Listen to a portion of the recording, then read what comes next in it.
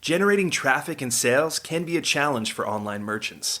But selling on the Walmart Marketplace puts your products in front of millions of customers who shop on Walmart.com. And right now, sellers who join Walmart Marketplace can save up to 50% on referral and fulfillment fees for the first 90 days. So get started today. Head over to marketplace.walmart.com/savings. That's marketplace.walmart.com/savings. Welcome to E-Commerce Conversations, a podcast by Practical E-Commerce. What is going on, Internet? Eric Van Holtz back again with another E-Commerce Conversations. Hope all is going well on the other side of the Internet. On the other side of the screen from me is Mr. Benjamin Smith with Disco. Let's Disco.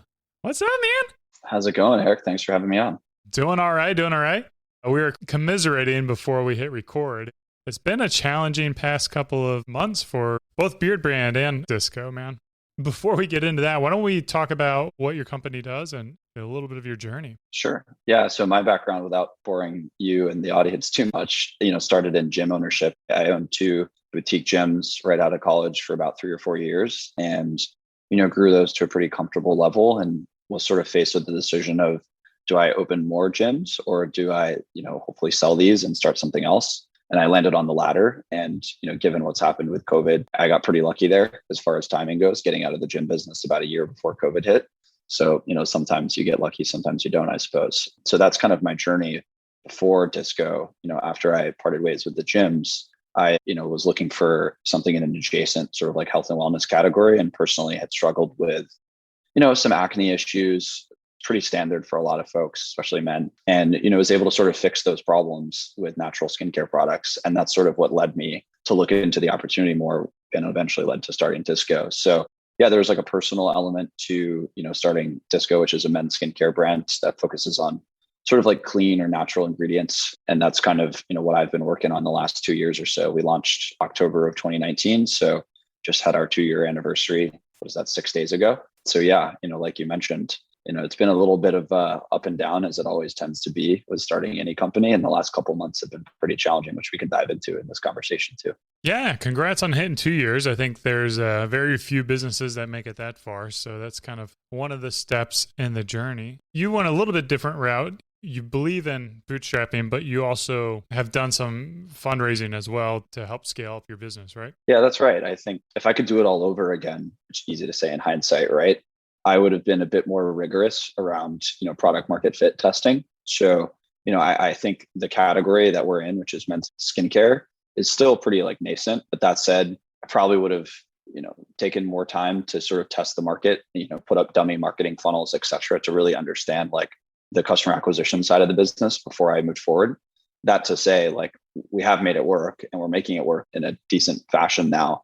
But I think, yeah, I was definitely very naive on like the growth marketing side of the business. And, I think there's a time and a place for bootstrapping and there's a time and a place for raising money. And it's possible to marry both philosophies and approaches if you're prudent. That's kind of how we've thought about it, which is, we were pretty prudent in the beginning, not to say we're not prudent now, but when we hit a certain, sort of month over month growth percentage, that's when we decided to raise money. And I think if you do it properly and get the right folks involved, it can be very helpful and beneficial. But of course, like you can also, take too much money or sort of take money from people that, are not aligned with your vision, and that can quickly sink a business too. So yeah, I like to think I'm pretty like neutral on the money raising side of things versus bootstrapping. I think there's great examples of businesses built both ways, and sometimes it makes sense to marry the two. What kind of things do you think you did that might have, if you could do it all over again, you would not make this mistake or not introduce this product or not, market this way? Any big lessons learned in these past 2 years? For sure. The biggest mistake I made, of which there are many, but the most prominent that's had the biggest impact is not having, an internal growth expertise hire, whether that's myself or someone else. In most cases, like there's a co-founder or like a first employee that really understands deeply like customer acquisition. So, performance creative, copy, offers, landing pages, conversion rate, that kind of thing. I had no knowledge of that whatsoever. So to say I was naive is an understatement. I'd say that's probably one of my bigger mistakes. Secondly, we launched with too many products, which was 7. And the thinking there, like the logic behind launching with 7 was that we actually wanted to provide like a full regimen at launch and just be like the one-stop shop. So logically that probably makes sense even saying it now. But, knowing what I know now about growth marketing, like it's better to sort of test into like 2 or 3 SKUs that you can sort of bundle together into a set for a higher average order value.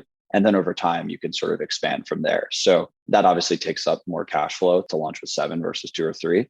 And I think it sort of, in some ways, also might even confuse the end user or the customer by offering too many products to start. And obviously, like when you get to a certain scale, it makes sense to have a family of products. But right when you start, I think, if I were to do it over again, I would bring someone in who's just a growth marketing genius. And if it wasn't me, then someone else. And then secondly, I would probably just focus on launching with like one regimen. So an example of this might be like a cleanser, a moisturizer, and a sunblock, like 2 or 3 products that, you could use in like a sort of regimen and just sell them only as a regimen as opposed to individual products. So it's a higher average order value. Those would be like 2 of many things I probably would have done differently. I think everyone wants to hire a growth marketing genius, but I can't imagine they're all out there or they're all affordable for a startup company. Like, how do we target those people? How do you make sure they've got that skill set? Have you been able to bring one on? I think we talked about it in person last time we met up. You had a good connection for getting introduced to high-level people. Is that something you've been able to solve 2 years in, or is it a problem you're still trying to work on? I think it's always going to be a problem, regardless of whether you're a $5 million or a $500 million D2C brand. It's just, different problems come along with different scale. I think the backbone of like what makes a good D2C brand work from a numbers perspective is really just obviously looking at your CAC, your LTV, your average order value. It's really just a pretty simple math equation. And had I known that, I would have done things differently at the start. The first year in business, we didn't really get off the line as far as revenue goes. We were just sort of floundering. I racked up a bunch of personal credit card debt to keep the business afloat. We ran out of money a couple of times, et cetera. And then once we found that sort of, I guess, product market fit, for lack of a better word, like what messaging and marketing funnels resonated with our end consumer, that's when things started to change and scale as far as the revenue goes within the business. And we hadn't found someone like individually that was able to do that for us because, like you said, we couldn't afford it then. But it really came down to me getting my hands dirty and learning myself. Because at the end of the day, like you can have wonderful products, you could have like a great medical advisor or like credibility, you could even have great press, you can have great packaging and all this stuff. But if you don't know how to sell it to customers in a way that mathematically makes sense on your back end, then there's really no point to any of it. So yeah, I mean, for lack of a better phrase, like I just got my hands dirty and taught myself, about landing pages, copy, conversion rate on site, et cetera. Started to do it myself. And now that, we're about a year on from starting to scale pretty rapidly, we are actually hiring for a head of growth now, simply because that's what I spend most of my time on. And I enjoy it, but I want someone that really has sort of taken a brand from like, 5 to 10 million to, 50 million and has done it once or twice and is really experienced, because that increases our chances of success. And success for us is definitely growing into a bigger business. So for us now, it makes sense. But like you said, for most brands, it won't make sense until you reach a certain scale, because then you can afford it. But yeah, they are tough to find. The way I'm thinking about the approach, which we just started in terms of our search, is really just looking at folks that have done it before. It doesn't have to be in like the men's category, but it needs to have some similarities in terms of the channels we market on and whatnot. And I think something that you and your team have done really well at Beard Brand, amongst many things, but especially one thing in particular is, having your own content studio. That's something that we absolutely need to do at some point. It should really be our primary focus. I don't know why. It's now that I'm saying this out loud, like I almost feel bad, but it's very impressive what you've been able to do there and really drive a lot of organic growth and community engagement. So one way you could sort of get around having like a genius on the growth side maybe is just producing really good content in the beginning. But eventually, once you reach a certain scale, like it's important to have that expertise in-house. Yeah. And I'll take my free podcast therapy consulting, I'll send an invoice after this. Oh, please do. What are the key metrics that you're doing to keep an eye on? There's been the huge shift with iOS 14.5, and it's always interesting to see how different people are tackling that and how they're analyzing what's working and what's not working. Yeah, I think a lot of people, you hear a lot of chatter right now about MER, which is just marketing efficiency ratio. So you just look at, total top line net new revenue divided by advertising spend, and that nets out your MER ratio. I think that's like people should have been looking at it like that anyway, pre-iOS, but now especially like that's one of the only ways to really tell how efficient your marketing spend is. Everyone's ratio is going to be different in terms of what they're targeting. I think it also matters like what percentage of your business is repeat customers or subscriptions. for us, like we're fine to lose money on the first purchase because subscriptions are such a large part of our business. So it really just becomes like a lifetime value sort of retention marketing equation after that. And, going forward, I'll speak for Disco. We're hyper focused on subscriptions and just getting people to come back as much as possible. Seems like fairly obvious advice, and it's something we should have focused on even earlier. But now with all the iOS issues, it's more important than ever to get customers that are going to come back 2, 3, 4, 5, 6, 7, 8 times and beyond, hopefully. So yeah, to answer your question directly, we're looking at the marketing efficiency ratio. We've built a sort of, I don't want to say it's proprietary because it's in Google Sheets, so it's a little crass, but we built a sort of like model basically where we input daily spend across every channel. We've even taken the time to sort of break out like what the spend allocation is towards like driving to subscription versus one-time purchase. And that's really allowed us to get a lot smarter about like the incremental lift between, like, for example, if we spend, $5K on Snapchat one day and then we drop it down to 2.5K, I'm just making this up, right? The next day, we can see like the overall revenue effects that has on the business. So again, it's not bulletproof by any stretch of the imagination. It's still quite manual and we're looking for a better solution. But yeah, I think looking at the data versus just like looking at the in-platform data, like we probably all used to do, is super important. You mentioned subscription is a big part of your business. I noticed that you guys pre-select the subscribe option as the primary option, and then they have to select, the alternative for buy once. Is that how it's always been for you guys? Is that something that y'all tested to get there, or? Yeah, we did actually test that. The conversion rate is, I believe, 8% lower, but the lifetime value is significantly more. So we basically weighed the data there and said, yes, the conversion rate might be lower here, but in the end, more people are opting for subscriptions. And we did that. I can't remember what the exact math was at the time, but it was like an overwhelmingly, easy decision. So to answer your question, yeah, we did test that. And I think, if you have good products, like giving customers or sort of pushing them towards the subscription option at a pretty nice hefty discount makes a lot of sense. Especially like I said, if you have good products that work. Yeah, you've got or at least on the landing page I'm on, you've got a 20% discount. Even though they've got the option to just buy once, you still see that drop in conversion rate. Yeah. So, it's one of those things where it's like even the slightest change or amendment and sort of like button selection can cause a pretty momentous change within the business. So that was a big win from a conversion rate optimization standpoint. I'll share this with you. It doesn't matter to me. Over half of our purchases opt for subscriptions without us even like really pushing them in subscription only landing pages. So yeah, something like the merchandising of that discount, the 20% seems to be resonating well with people. And yeah, we'll continue to double down on that. I think, like I said a few moments ago, subscription is a really big focus of ours. And I think there's really no downside to it. You might have a slightly higher CPA depending on your marketing funnel, but if you have good understanding of like what your lifetime value and retention rates are, like you should be able to justify it. Talk a little bit about the retention strategy. What are the expectations for people? How long they should stay on? When does it, like become an issue where there's a leaky faucet? Or essentially, the way I look at it, it becomes like a SaaS business at a certain degree where you're trying to fill a bucket that is emptying as quickly as you put stuff in. Yeah. So, you have like the front end user acquisition side of things, which is like, how do we drive the lowest CPA to keep the highest lifetime value customer, which is very difficult to pull off. But, you have like, I like to think of it as like phases, right? So how do we drive the lowest CPA while still getting a moderately high retention customer? In other words, like what I mean by that specifically is you can run free trials and stuff or offers that are sort of like free, et cetera. But you often attract like a much lower LTV type of customer with that. So it's about striking a balance. So we've done something where it's like you pay $10 shipping, and that seems to weed out like some of the more lower quality users. So that's kind of how I think about like the front end. Obviously, I'm oversimplifying customer acquisition in general there.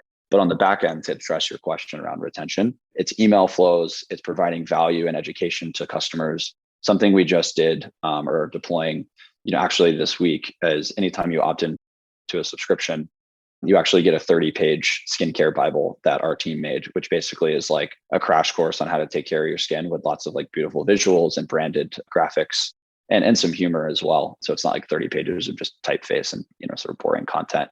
And then we'll actually be including that as an actual like booklet in first time subscription orders as well. So that's something on like the sort of front end of retention that we're doing in terms of the first purchase. I'm probably going to hire a retention marketing expert in Q1 of next year. For now, it's just a lot of like me working with our retention agency our email and SMS agency to come up with like, funny educational and humorous text and email flows and campaigns that sort of keep people around and engaged.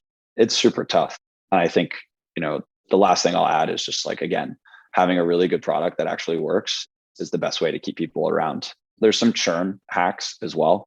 We work with a company called Profitwell that'll go after people that churn for whatever reason, whether that's like just downgrading or their credit card didn't work, et cetera. But yeah, for the most part, like I think having a good product and then having, very robust email and SMS flows is pretty helpful. Yeah. You guys on Recharge as well for the subscription? We are. Yeah. Are you on Recharge too? Yeah, we use it, but it's clunky, because you have a separate checkout cart and we change everything all the time. Like we're changing our packaging and our formulations and our fragrances. So I don't know. Subscription's always kind of been one of my last desired things to do, even though I know there's such opportunity in it. What's sort of driving? I mean, I view you as like a contrarian, but in like a really interesting way, right? Like you have a lot of viewpoints on ecom that I think are correct, but often like would go against the grain, not to use a shaving metaphor there. Talk to me a little bit, if you don't mind, just quickly about like why you haven't focused on subscriptions. Yeah. I mean, for us in our business, I think it's primarily because we have like 2 fragrance lines, silver and gold, and then we have 3 fragrances within that we tend to attract people who want to try multiple fragrances. So what happens is the idea of getting on a subscription is like, well, I got this Temple Smoke and now I want to try 4 Vices. Now I want to try Old Money. Like, doesn't make sense to be on a subscription. The other concern I have is trying to eliminate as many decisions as possible. And, like I think decision fatigue is a real thing. So it's like I come in, do I want the balm or do I want the oil? I mean, they both perform the same. It's like, okay, now do I want the silver line or do I want the gold line? And what's the differences there? Okay, well, I want the silver line. Now do I want this fragrance and this fragrance? Okay, I want this fragrance. Now do I want to subscribe or screw it. I'm done. I'm done just making decisions. I'm going to go somewhere else. So a lot of the decisions is, trying to avoid that. So we do have it kind of buried with the ability to subscribe, but it's kind of like after they've made their decision. What do you think about, again, like I'm not totally familiar with the inner workings of like your landing pages and what you've tested and whatnot, but from the outside looking in, I've used your products. They're good. They're really good. But it seems like there's just a lot of SKUs. And I think I've mentioned this to you before without being critical. Like, I assume you've probably thought about this, but have you thought about sort of like condensing the number of SKUs to basically eliminate what you just said, which is the decision fatigue? Yeah, man, I can't be giving away my 2022 strategy to you. I'll say I use your sea salt spray. And I'll tell you, like users won't be able to see, but we definitely have some very voluminous hair on this video recording, all thanks to Beard Brand Sea Salt Spray. So shameless plug, but check it out. I'm obviously a friend of Eric, but I genuinely use it 3 or 4 times a week and have recommended it to a few friends as well. So check it out if you haven't. Well, I mean, less about me, more about you guys. I can talk about myself all the time. So we've, actually along the lines, we've both kind of struggled these past couple of months. Walk me through what you guys have been battling and how you're going to come out of it. And also like what you see the industry looking like in the world of e-commerce and kind of the competition stacking up. Yeah, so we raised some money in March of this year with the plans to be very aggressive in terms of our user acquisition, not irresponsible, but just scaling up faster to enable us to grow. And fortunately, we did that at a time right before iOS 14.5 rolled out, which, as you probably know if you're listening because you're into ecom, has had a lot of sort of downstream impacts on the way brands and marketers think about advertising, mostly on like Facebook, Google, Instagram, Snap, et cetera. So yeah, we're not immune to that. Our CPAs went up 300% when iOS 14.5 rolled out. I think there has been a little bit of an overcorrection on the brand and agency side, sort of like pulling back spend a little too much. Because I do think Facebook as a platform, when you actually look at like the blended CAC or the MER, still definitely works. What I'm saying is I think the effects are probably a little overblown. Like for us, in platform, it was showing a CPA increase of like 250 to 300%. I don't think it was actually quite that bad. But, when you look at that in platform, that's really spooky. So, what happened to us is basically like we scaled back down spend, which at the time had been very profitable in terms of user acquisition, and then obviously driving a large number of subscribers. Around the same time, you'll like this just because this aligns with your viewpoint. We launched on Amazon as well. We caved. And, I think there's sound logic to being on Amazon. There's also sound logic to not being on Amazon. I'm pretty ambiguous about it. With how we wanted to grow the brand, I think the decision makes sense. I don't regret it. But what happened to us was, you had iOS happen around like May time. We went on to Amazon in April. And what happened was you had the CPA increase because of iOS 14. And then with Amazon, you give them 15% of the sale, which is that's what you sign up for, right? You're aware of that obviously before you sign up. We're not driving subscriptions. So we are not driving high LTV customers. And most importantly, our Facebook conversion score and our website conversion rate plummeted with a direct data correlation with the launch on Amazon from a timing perspective. And we also scaled one of our SKUs up on Amazon, one of our hero SKUs, to a pretty sizable amount of monthly revenue. So Amazon started bidding on our Google keyword as well, which drove up our Google ad spend cost as well per click. So you have all these like deleterious effects. And, come like September, or I guess August, September, so a month or two ago, I made the call to actually shut down Amazon. And almost immediately, our conversion rate literally doubled on our website. And our Facebook CAC came down significantly, like massively.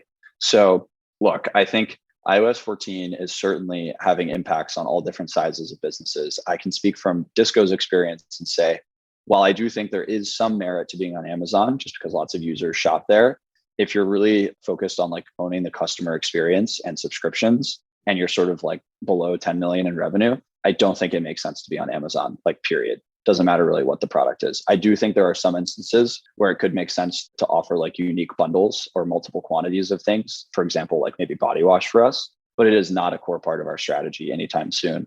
And I know I won't put words in your mouth, but I know you're the proponent of not going on Amazon as a brand. So I believe I'm sort of in your camp now, mostly given what's happened to us. And, this is just like another learning or battle scar from my experience as a D2C founder. The last thing I'll add in terms of like, addressing your question around what does the space look like? I do think there's going to be either some consolidation or brand shutting down just because they were overly reliant on Facebook. I think in your case, like if I was, the Beard brand founder, I would probably be doubling down on my community and my audience and the sort of owned content studio you have, because nobody can take that away from you within reason. So, I think we need to be doing something like that soon as well. And maybe there's some partnership collaboration opportunities there. That's a conversation for another time. I think just getting really smart, number two, around the data, just really understanding like incremental lift of spending X on whatever platform and seeing what the revenue or attributable revenue is within the business is super important. That's like really broad advice, but that's been helpful to us. And then I think just really number three is just doubling down on like best e-com practices. So like, how do you maximize AOV? How are you testing creative and landing pages and offers? Like if you weren't really rigorous around that before, you better be now, because it's almost impossible to make money on the first purchase on Facebook unless you have a super high AOV product. So yeah, those are like three things that I think we're focused on, which I think are pretty core tenets of ecom and need to be part of everyone's strategy going forward. Yeah, what you said about Amazon. I think Amazon is a wonderful platform to help you bring awareness to a product. It's a terrible place for a brand. Mm-hmm. If you're focused on building a brand, multiple products, you are potentially screwing your business by being on Amazon. And what happens is you end up in this place of purgatory where you see all these sales happening on Amazon and you think, oh man, Amazon's driving this much business. But the reality is it's taken away from business that you could be collecting on your website, and you don't even see that. So it's kind of nice to hear it from a recent data. We haven't sold on Amazon in, I don't know, 3 or 4 years. It's been a while. And, like if you've got a great product, by all means, sell on Amazon. It's probably going to be great for you. But if you're trying to build a brand, focus on your website and you'll be fine. And also people who are afraid to pull off Amazon, you can always go back on Amazon, you can always get back there. But I would challenge you to maybe test it out and see if it works. I think it'll be interesting to see what kind of brands make it out of this, like you said, in terms of those who are really dependent on Facebook and, if they are able to adjust and spend, or, how much of their business is just built on customer acquisition versus retention and keeping the customers they have. And, we've had to scale back a little bit. We lost James, as I've said on previous podcasts, our growth marketer. So it's been challenging for us, but, I feel pretty fortunate that, we could cut Facebook down to 0 and we'd still, be able to pay for all of our overhead and still acquire new customers through our organic content, which helps me sleep at night a little bit. Yeah, for sure. I mean, I don't think we have that luxury. You've done a wonderful job building up the organic content side of your business, or the engine, so to speak. And yeah, to anyone listening, like something, I know you asked this earlier in the podcast, but something I would add maybe to my initial answer of like, what are some things I would have done differently? It would definitely be an emphasis rather or focus on creating our own content earlier, even if it's just with your iPhone. There are plenty of apps. All these iPhones these days have wonderful cameras now, so it can be quite high quality, and you can buy a boom mic very easily, $15 on our favorite platform, Amazon. So yeah, that's something, as I say this, I almost feel like I'm in the wrong for not making more content myself. So that's probably something we'll focus on ASAP as well, now that we have the funds to do so too and do it properly. So yeah, everyone should be making content at scale on every different platform. The other beauty is if you build organic content, it forces you to produce content that's really good to be able to convert and engage and kind of grow organically and virally. That's the right word. And then you just get good at creating content. Once you get good at creating content, then creating ads becomes a lot easier. It's just like, it's a new foundation. Like, it's like lifting weights, like you do the basics like deadlifts and squats or whatever. And then, I don't know, curls become easier if you're doing pull-ups, just stuff like that. Totally agree. Yeah, I totally agree. Again, like hats off to you for that. That's something that has been a distinct weakness or Achilles heel of ours. I think we have good content, but bringing that in-house is more what I think we should be focused on going forward. And like you said, that investment over time has now protected your downside during a really turbulent time. So there's really to use the example you just used, right? Like if you're someone who exercises regularly, squats, deadlifts, etc. I'm just making this up, right? So bear with me. And you get in a car accident, you would probably think that someone who's stronger, has more muscle mass, more bone density because of all the baseline training they've done would probably be better off in terms of their recovery. It's the same here, right? Like you have the backbone built. There's been some turbulence and some variables that you can't control. Well, you can sort of wait it out and recover faster, most likely because, you've built that backbone. So I think it's a wonderful metaphor. Yep. The other thing that you do, I think that's fairly similar, is you're pretty ingrained in the brand as one of the faces of the company. Talk about that strategy a little bit and where you see that going as the founder of the company and the face of the company. Yeah, sure. I think it definitely helps for any founder, regardless of the category you're in, whether that's consumer or tech or whatever, to be sort of the face of the company, assuming they're, reasonably well-spoken and can sort of carry their own, right? I am not the most comfortable in terms of like being overly, I guess, open kimono, for lack of a better word, with my life and overly sharing like what's going on. I have a lot of mixed feelings around like social media and personal use. And I'm only on Instagram. I have LinkedIn too, but I don't really use it. So, I think in an ideal scenario, like I would be pumping out podcasts and tons of content and, would be interviewing people and making my own content about skincare and wellness. But I haven't quite gotten personally like comfortable or accepted the fact that I need to do that yet. So while I do sort of like pop up in like a cartoon sort of style manifestations of myself, like on the packaging and on the website, I still have not taken the step to like really put myself out there in the sense where it's like I'm creating tons of content, shooting videos, that kind of thing. So yeah, while I do have a little bit of a presence, I think I could probably do better. And this sort of like ties into the broad theme of this podcast, which is becoming, Disco needs to make more proprietary content. What's your thinking on whether that's been beneficial or not with Beard Brand? Obviously, almost 10 years into the business, we're still doing it. It's something that we're big fans of. I think for us, we have faith in the fact that the organic content will pay off in some way. And a little bit of it also goes to this mindset that give before you ask. So for our customers, how can we bring them value before even asking for a purchase? And I think when you have that relationship set up that way, it's automatically a relationship of trust. They trust us. We've helped them out. We've helped them improve their routine without even having to use our products. And then once they do that, then, they try our products, they like it. It's funny, we've talked about this here internally, me and my business partners, about how the customers we acquire through organic channels versus the customers we acquire through paid are completely different. Like the ones that come in through paid seem to be a lot more particular. They complain a lot more. They don't really seem to get the products or how it's being used or, like why something is done the way it's done. When you compare that to like our most loyal fans who watch our content on YouTube and read our emails and read our blogs, it's just night and day difference. They're over the world ecstatic because they have, realistic expectations for how the product's supposed to perform and what it's supposed to do.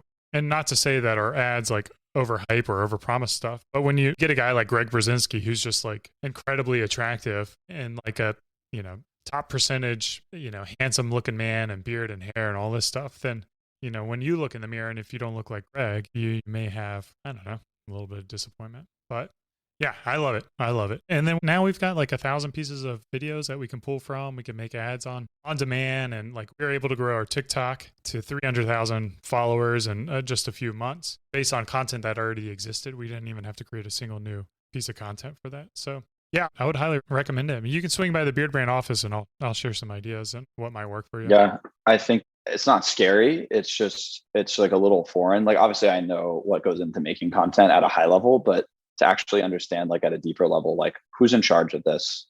How do you store the content? How do you film it? How do you think about it? That would be super helpful because that's like sort of the context I'm lacking. So yeah, I'll definitely take you up on that. Sweet, man. Well, where can people learn more about you, get in contact with you, buy some disco products? I'd probably suggest just at Let's Disco on Instagram. So again, like at the word let's and then disco. And then our website is letsdisco.com. Would be happy to do a discount code for this podcast. We'll just make it Eric, ERIC, and we'll do 30% off for first purchase. Sweet. Killer deal. That's what deal. You get for listening to the show. You know, I think I have like my mom and my dad listen to this podcast. So well, hopefully I can convince Papa Van Holtz to get some products, or maybe Mama Van Holtz to buy some products for Papa Van Holtz. There you go. All right, guys, this has been another e-commerce conversations. I had a great time chatting with Ben, brilliant entrepreneur and doing some really cool things with Disco. I highly encourage you guys check it out. Beautiful branding, beautiful products, and just an overall good dude. So thanks for being on the show, man. You too, Eric. Thanks for the kind words and having me on.